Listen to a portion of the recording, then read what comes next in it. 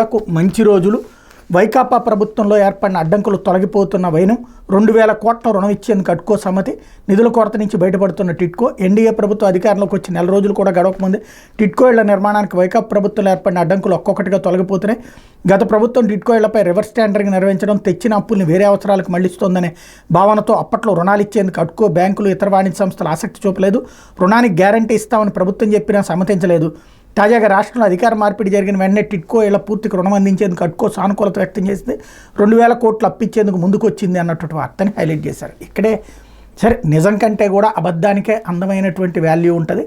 ఆ రోజున అప్పటికి టిడ్కోకి ఇచ్చినటువంటి డబ్బులన్నీ డైవర్ట్ అయ్యి పసుపు కుంకుమ కిందకి వెళ్ళిపోయినాయి. దాంతో అప్పుడు మిగతా అప్పు ఇవ్వమంటే ఇవ్వలేదు. ఇప్పుడు మళ్ళీ బాబు సర్కారే వచ్చింది కాబట్టి ఇస్తుందన్న భరోసాతో వచ్చింది, ఇచ్చారు. అది ఇవ్వకపోయినా టిడ్కో ఇళ్ళన్నీ ఎక్కడే నిలిచిపోయినాయి. ఒక్క ఇల్లు కూడా చేతికి వెళ్ళలేదు. అవి ఇప్పుడు పూర్తి చేసింది జగన్ హయాంలో 1,00,000 ఇళ్ళు పూర్తి చేసి ఇచ్చారు. మిగతా ఇళ్ళు ఇప్పుడు పూర్తి చేసి ఇవ్వాలి. అయితే అసలైనటువంటి సమస్య ఏంటంటే ఇప్పుడు అది దాదాపు 4 అంతస్తులు 5 అంతస్తులు ఉన్నాయి. లిఫ్ట్ లాంటిది ఏం లేకుండా అంత ఎక్కి వెళ్ళగలరా, అంత మెట్లు ఎక్కే పరిస్థితుల్లో ఉన్నారా అన్నది ఇప్పుడు